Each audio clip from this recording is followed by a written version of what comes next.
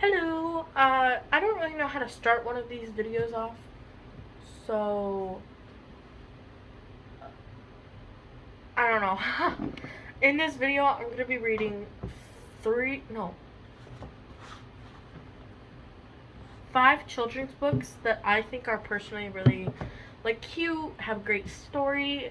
So I'm going to read all of them and I'm going to kind of explain why I like them. Starting with Two Crazy Pigs. This one is a childhood favorite. I don't remember when we got it, but I remember reading it so much. It's worn and torn. It's not as bad as the other ones that I have, but it's not as great of condition. Anyway, Two Crazy Pigs by Karen Berman Nigel, and illustrated by Brian Chattel.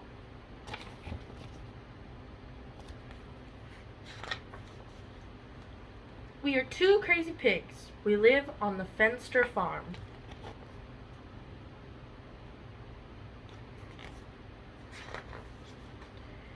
We tickled the hens while they laid their eggs. "Stop that, you crazy pigs!" yelled Mr. Fenster.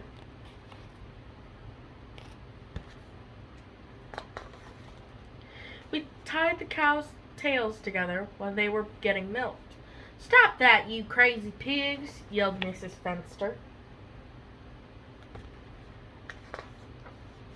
Instead of rolling in the mud, we threw it at each other. "Stop that, you crazy pigs!" Mr. and Mrs. Fenster yelled.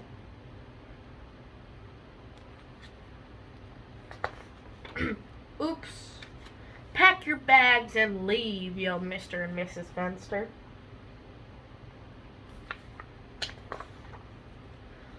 All of the animals cried, "We'll miss you, crazy pigs!" We went down the road to Mr. and Mr. Henlock's farm. "Do you have room here for two crazy pigs?" we asked.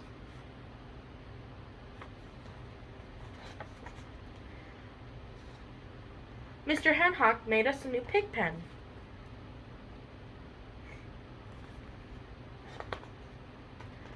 He laughed when we dripped the sheep's tail in ink. Miss Henhock let us make mud pies in her stove.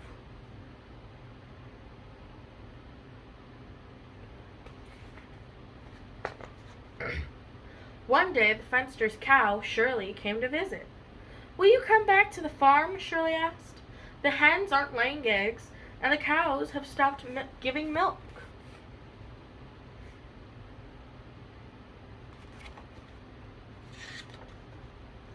"No," we said. "Mr. and Mrs. Henhock love us. Who are you? Who are we? Mr. and Mrs. Henhock love us for who we are. Crazy pigs." We pulled Shirley's tail and said goodbye. Then she went back to the Fenster's farm.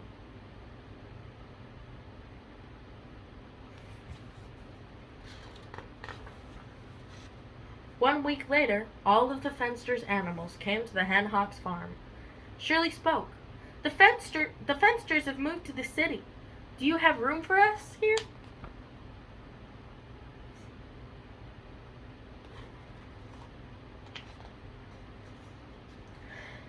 Mr. and Mrs. Henhock asked all the animals to live on their farm. We were very happy to have our friends back.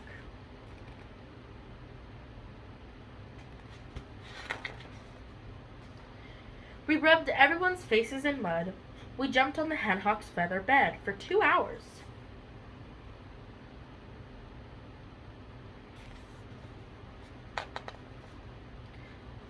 We were so happy. "Let's visit the Fensters in the city for old time's sake," we said. "Are you kin?" asked Shirley. "Are you sure?" asked Mr. Henhock.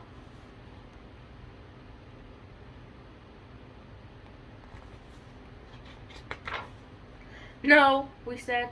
"We're crazy." I love this book because it tells me that there's like the story, in my opinion, is hey, like there's a place for everyone no matter who you are, where you're from. And you know, things will always get better. And even though you might not always be someone's cup of tea, you're always another person's cup of tea. So that's Two Crazy Pigs by Karen Berman Nigel or something. Next is I'll Teach My Dog 100 Words by Michael Frith. I really like this book. It rhymes. I don't really think this one has like a story or whatever. I just like it. It's kind of like a Dr. Seuss book, but not exactly. So, I'll teach my dog 100 words.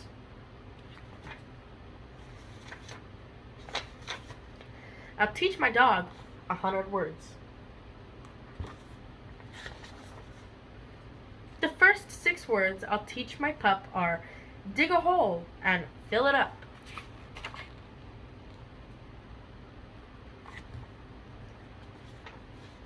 I'll teach him walk and run and then catch a ball. Now that makes 10. And Mr. Smith, who lives next door, will say, "That's great. Can you teach him more?"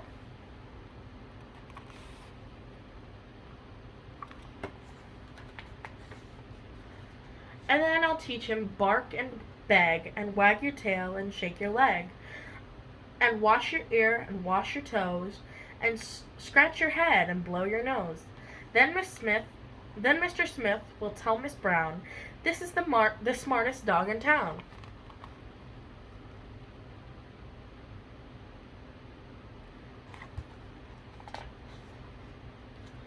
I won't stop there, no, not at all. I'll teach him big and teach him small, and fat and thin and short and tall.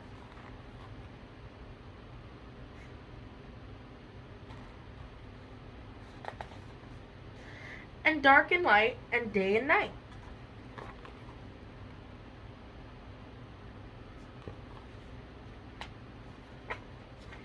And then Miss Brown will call Miss May. "Come over right away," she'll say. "This dog is learning chase the cat and climb the tree and things like that." Then we'll give him more to see. Eat your food and follow me. Wow, now we're up to 43.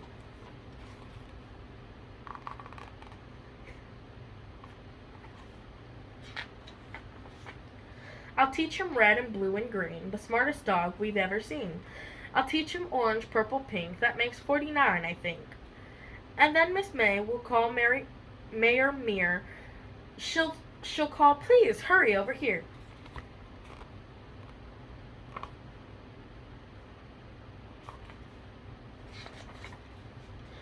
And then Mr. Meir, the mayor, will teach my dog, "Now paint the chair. Paint the road from here to there. Paint Uncle Umber's underwear. But have a care, don't paint the mayor."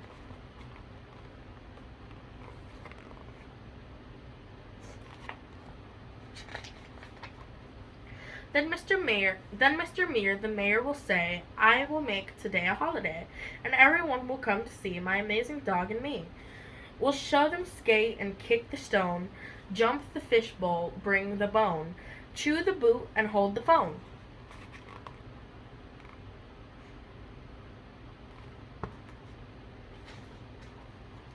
Cut the grass, shine my shoes, comb your hair and clean the zoo. Now brush the bear, that's 82, but that's not all my dog will do.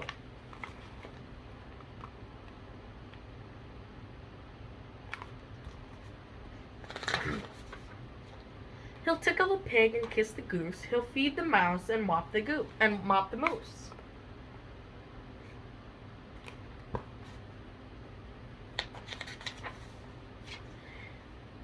He'll toot the bugle and beat the drum.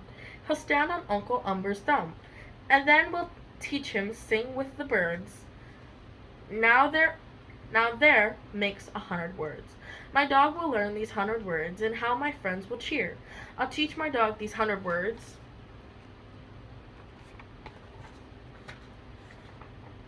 I think I'll start next year. I really like this book. I think it's like super cute. Next, we'll do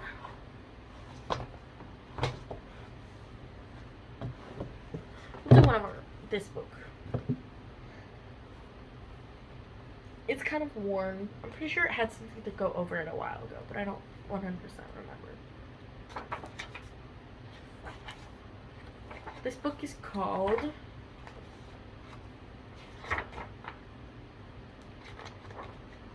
The Mud Pony.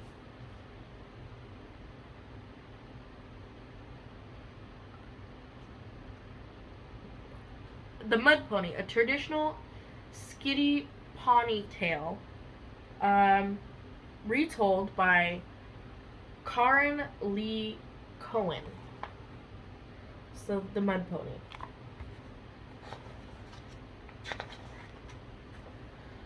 There was once a poor boy in India, there was once a poor boy in an Indian camp who would watch the creek as the other boys watered their ponies. More than anything, he longed for a pony of his own.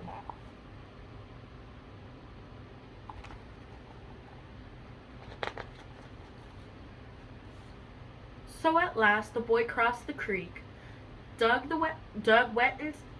into the wet earth, and shaped a pony out of mud. He gave it a white clay face. He loved his pony. Every day he went to it and took care of it as if it were real. One day while the boy was with his mud pony, scouts rode into the camp. "We've sighted buffalo several days' journey west," they said. "The people broke camp, for they would starve in the months ahead if they didn't hunt the buffalo." The boy's parents looked everywhere, but they couldn't find him. Finally, they had to leave without him.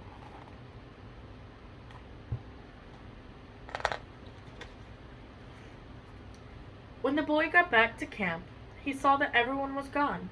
"My people," he cried out, "I will never find you. I am all alone." He wandered, heartsick and hungry, around the empty camp, picking up scraps of dried meat and a tattered old blanket that someone had thrown away.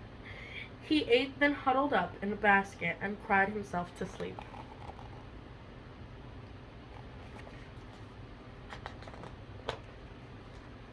As he slept, he dreamt his mud pony was alive and spoke to him. "My son, you are not alone. Mother Earth has given me to you. I am part of her."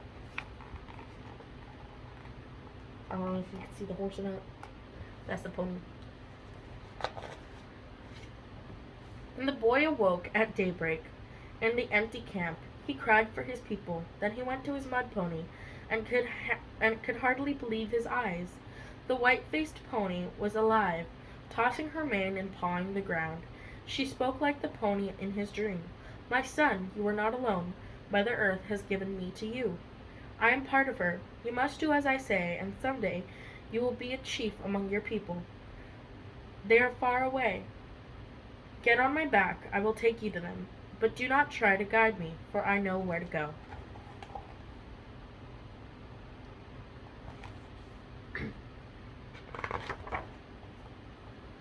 For 3 days they journeyed over the plains. The boy was worn and hungry, but he would not give up. He let the pony guide him.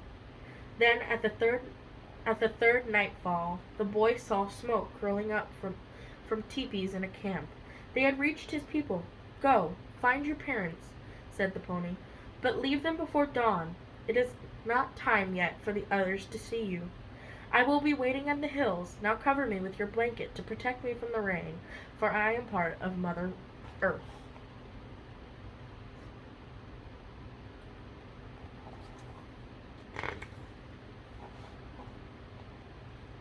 The boy went into the camp. He wandered among the teepees till he found the smallest one. He went in and threw dried grass into the fire, so a blaze went up. In the fire's light he saw his mother and woke her. "I am here," he said. She touched him, and tears came into her eyes. Then his father woke and marveled at how the boy had found them when they had gone so far away.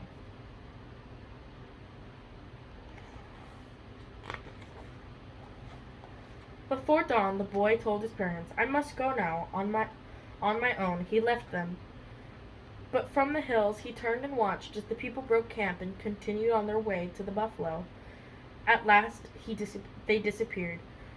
For 3 more days the boy and his pony journeyed over the plains. The boy was weary and had no food at all, but he kept on going. Finally, at the 3rd nightfall, he saw the camp in the distance. "There are my people. There are your people," the pony said. "It is time that you join them. Ride me into camp." The boy did, and the people came out of their teepees, astonished to see him.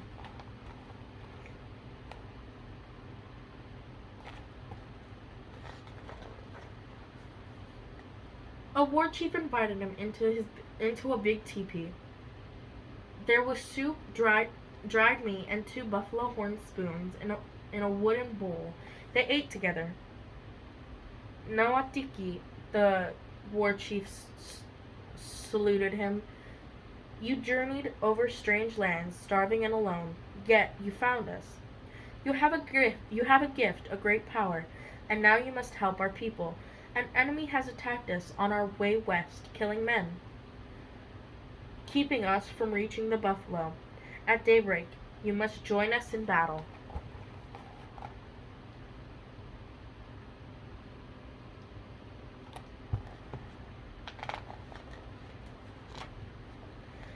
When the boy left the big teepee, he trembled.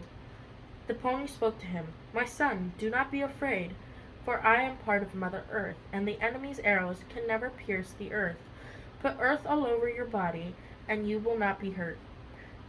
At daybreak he covered his body with earth and rode on the pony straight into the fight. There was a fierce battle, but he led his people to victory. At last the people were free to hunt, and the boy's white-faced pony showed the way, capturing more buffalo than any of the grown men.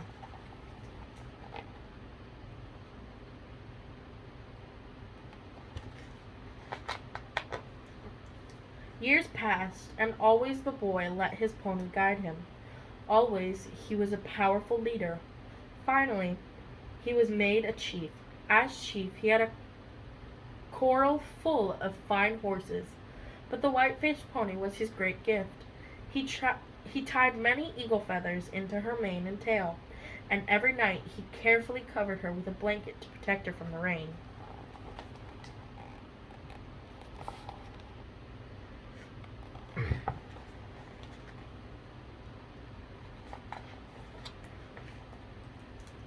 Then one night, while he slept, the pony came to him in his dream. "My son, now you are chief among your people, a chief with power of Mother Earth. It is Mother Earth who gives you the power, and not I. I am part of her, and it is time to go back to her. You must let me go."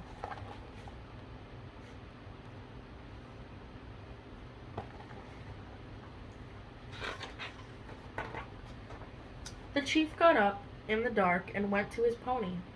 She pawed the ground and tossed her mane in the wind. "Take my blanket," she said. He did. Then he went to his teepee.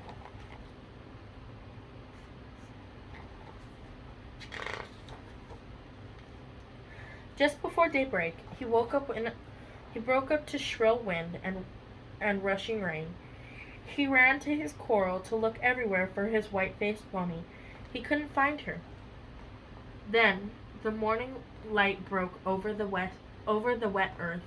The chief saw a patch of white clay, and through the wind he heard her voice.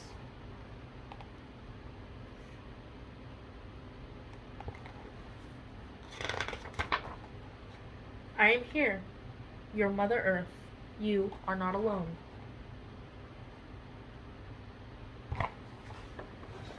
The end. I really like this story. I think it's like so cute. It's so beautiful.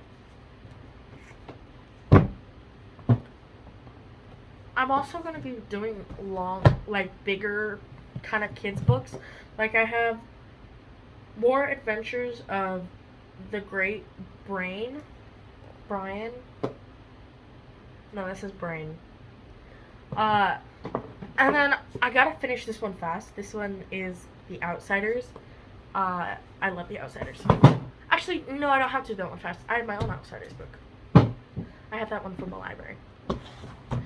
We have 2 more books. We have Miss Susie and Ferdinand and the Bullies. So, Miss Susie and Ferdinand and the Bullies. We're gonna do this one, Miss Susie. Miss Susie by Miriam Young. Pictures by Arnold Lobel. Miss Susie was a little gray squirrel who lived all by herself in the tippy top of a tall oak tree. She liked to cook, she liked to clean, she liked to sing while she worked. There's little Miss Susie. I love this book, by the way. Childhood book, my favorite thing ever. I don't know what I'd do without it. Every morning, Miss Susie made herself a bowl of acorn pudding, and she stirred it all around. And as she stirred it all around, she sang, "Oh, I love to cook, I love to bake, I guess I'll make an acorn cake."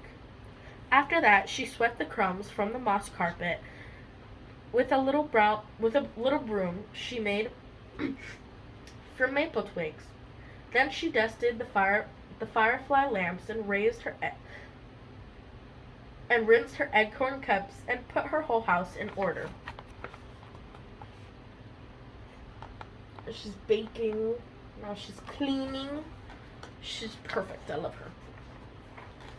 At night, Miss Susie climbed into her bed and looked through the topmost branches at the sky. She saw millions of stars, and the wind blew gently and rocked her to sleep. It was very peaceful.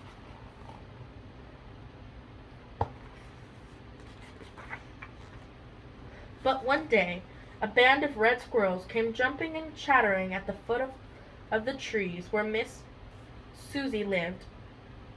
They were quarrelsome fellows that liked fighting very much, so much so that they fought amongst themselves.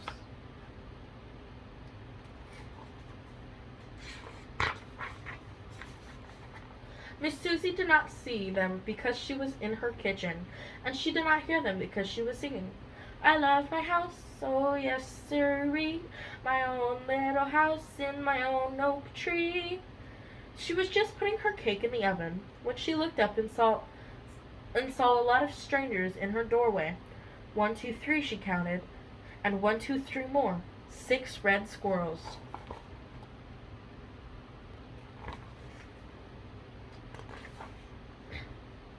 They chased her out of her little house. They broke her broom and threw out her acorn cups. Then they ate up her whole winter supply of nuts.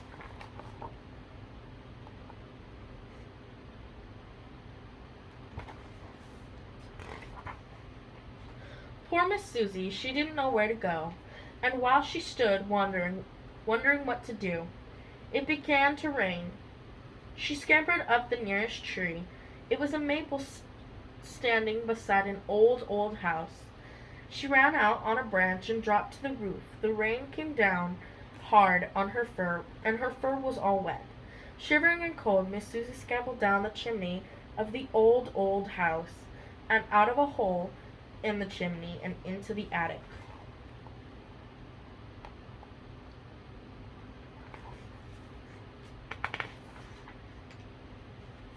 There in the dusty, quiet attic, she saw the beautiful dollhouse.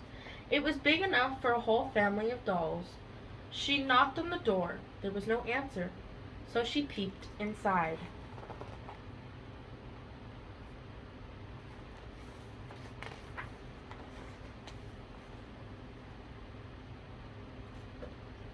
My, what a lovely house, thought Miss Susie. It is fit for a queen, but it needed a good housekeeper, so it's just the place for me. The flowered carpets were covered in dust, and the cobwebs clung to the golden chandelier. There was dust on the black iron stove in the kitchen, and on the little piano in the parlor. There was even dust on the china closet in the dining room, and a spider web on the dishes inside.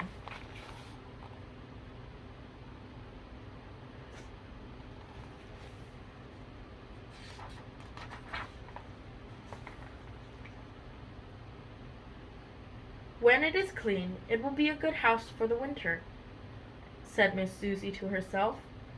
But what a shame! There's no one to share it with me. It's so big. She cleaned the whole first floor. Then she went upstairs and cleaned the bedrooms. Then she climbed into a four-post bed and fell asleep.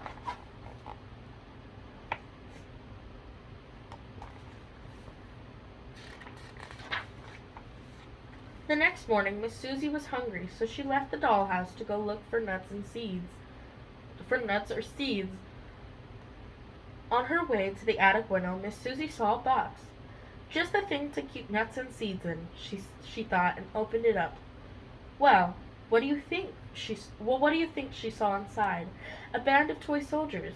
They have been sleeping there for years.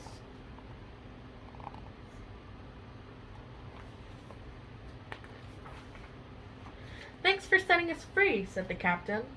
And now I need a place for us to live. Oh, do come stay with me, invited Miss Susie.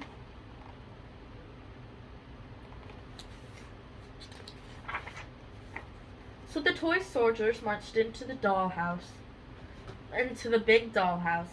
and Miss Susie took care of them like a mother. She cooked their meals in the little kitchen and served them in the dining room. At night she told them stories and tucked them into the four-post bed. The soldiers were very happy, and most of the time Miss Susie was happy too, but not always.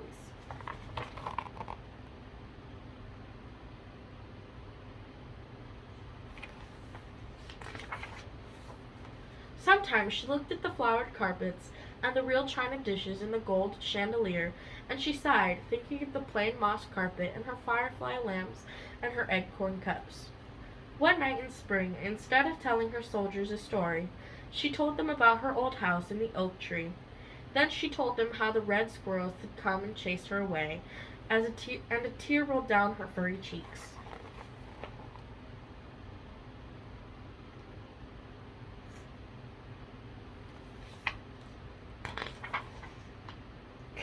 Later that night, the captain awoke his men and gave them their orders. There were only 5 of them, but they were very brave, and their hearts were full of love. After all, Miss Susie had cared for them all winter.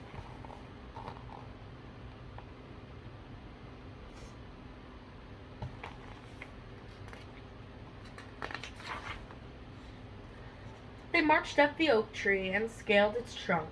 The red squirrels were as usual fighting amongst themselves. They were making so much noise that they did not hear the soldiers until it was too late.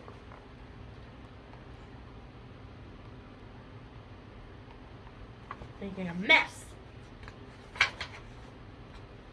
This is Miss Susie's house, said the captain, drawing his sword.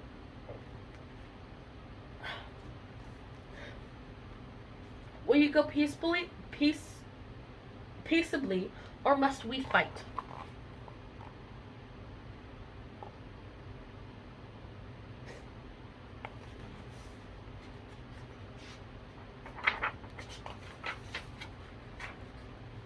The red squirrels looked at the soldiers with their shining swords and brave faces.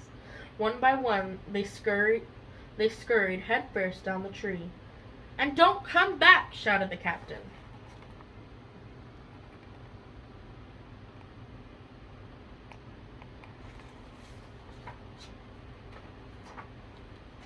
Miss Susie was overjoyed when she heard she could move back into the tall oak tree. She thanked the toy soldiers and made them promise to come for dinner once every week. Then the soldiers waved goodbye and marched through the forest singing merrily.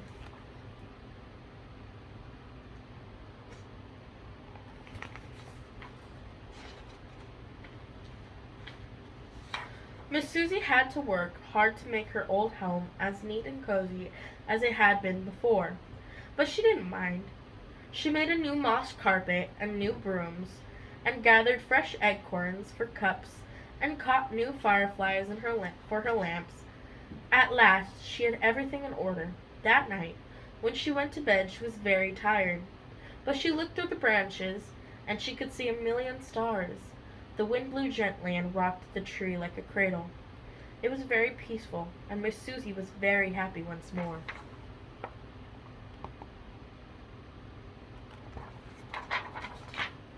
The end. I love the artwork on the back. It's supposed to be like that on the first page too, but unfortunately something is sticking the pages together. And I don't want to like rip it because I don't want to rip the book. So I might just glue this down like that so nobody can rip the book. But it's so beautiful. I love this book so much. Last but not least, one of the best books I have, Ferdinand and the Bullies. I love this. It's such an old like book. I really like it. Anyway, let's start.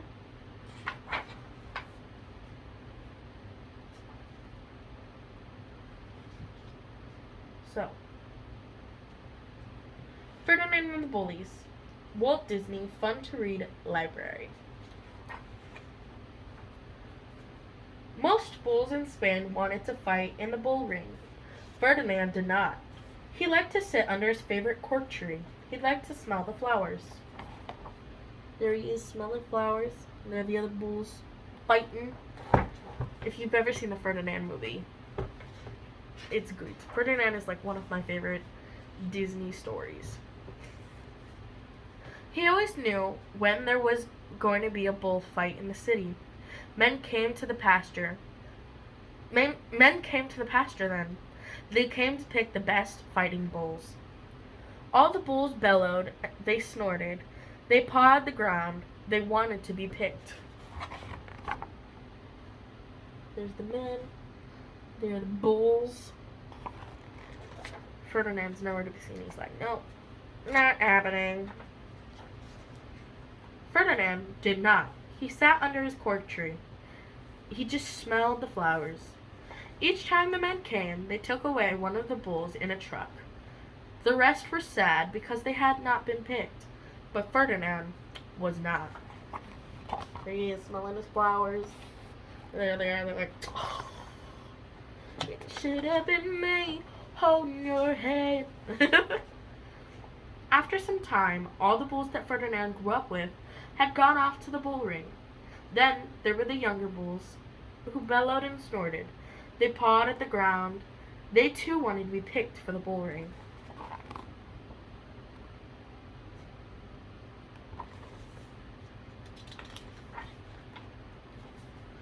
The young bulls watched Ferdinand as he sat under his cork tree. They made fun of him all day long. One young bull did not make jokes about Ferdinand. That was his nephew, Roman. Roman liked his uncle. He did not like to hear the young bullies joke. Why don't you act like the other bulls, Uncle Ferdinand? Roman asked. Why do you let those bullies make fun of you?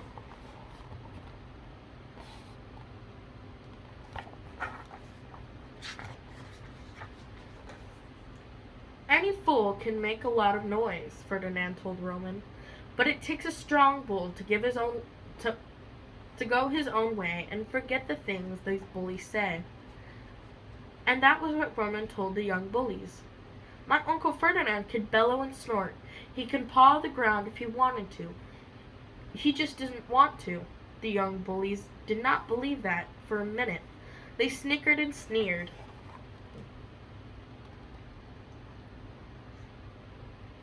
And there's Roman.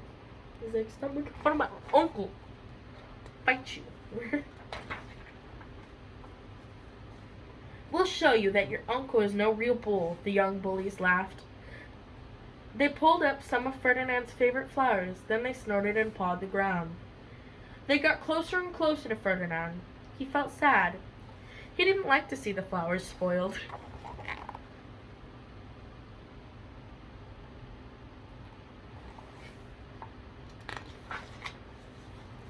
But Ferdinand did not bellow or snort. He just settled down to sleep under the cork tree. While Ferdinand slept, the bullies tied his tail to the tree. Then they snuck off. Ferdinand woke up. He started to walk away, but his tail held him fast to the tree.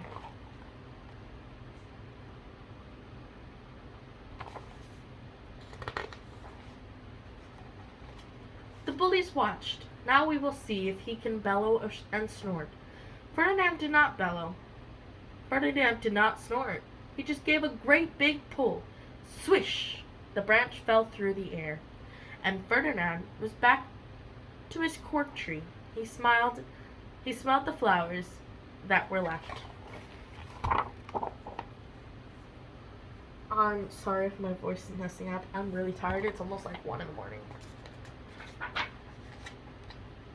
But the young bulls would not give up. And at one end of the pasture they found a tree covered in vines. They pulled down some long vines. Then the bullies waited for night while Ferdinand slept. The bullies crept over to him very quietly. They wound the vines all around him.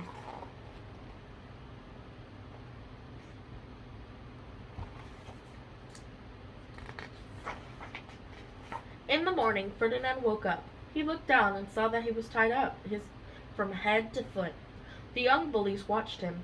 What would Ferdinand do now? Ferdinand was angry, but he knew that bellowing and snorting would not help. Quickly he set to work. He chewed through every piece of vine at a time. Soon he was free.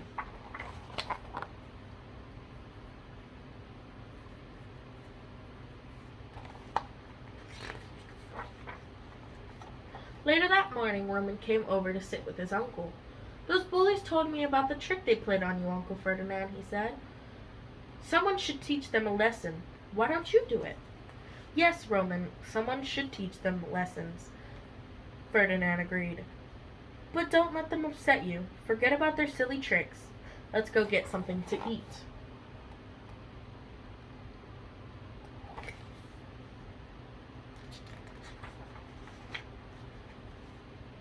The young bullies snickered and sneered as Ferdinand and Roman walked over to the box of grain. Ferdinand took a great mouthful of grain. Achoo! He sneezed. Out flew a mouthful of ants.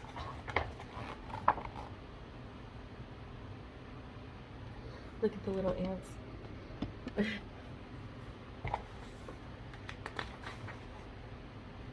That morning, the bullies had left a line of grain from Ferdinand's favorite box right to the nearest ant hill. Now Ferdinand's grain was filled with ants.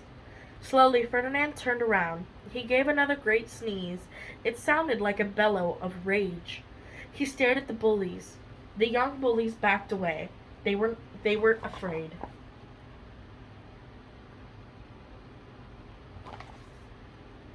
I gotta hurry up, the phone's dying. But Ferdinand did not bellow. He did not snort. He did not paw the ground. He took a deep breath. Then he walked to the pond for a quiet drink. Now the young bullies decided not to play any more tricks on Ferdinand. Instead, they would pick on Roman. "You aren't a real bull either," they sneered at him. "I am too a real bull," he cried. "No, you're not," they shouted.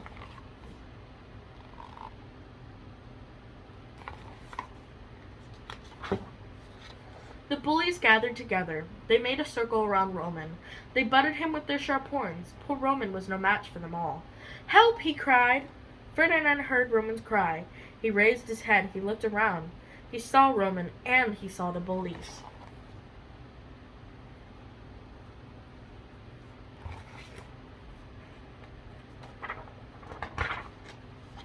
Ferdinand's eyes flashed. He gave a great snort and pawed the ground with his mighty bellow. He ran at the bullies. He butted with his horns and kicked with his feet.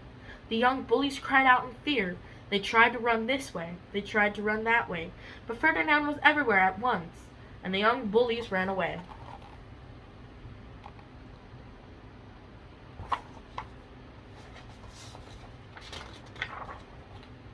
Ferdinand shook his head. He swung his tail with his head high. He walked back to Roman.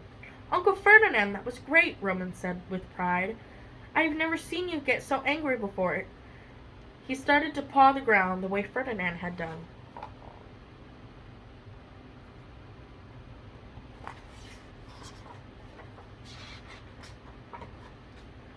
The young bullies just watched. They were sure to keep far away. Ferdinand and Roman walked away to the cork tree. "A wise bull gets angry only when he must," said Ferdinand. He only uses his strength to keep someone who is really to help someone who really needs it.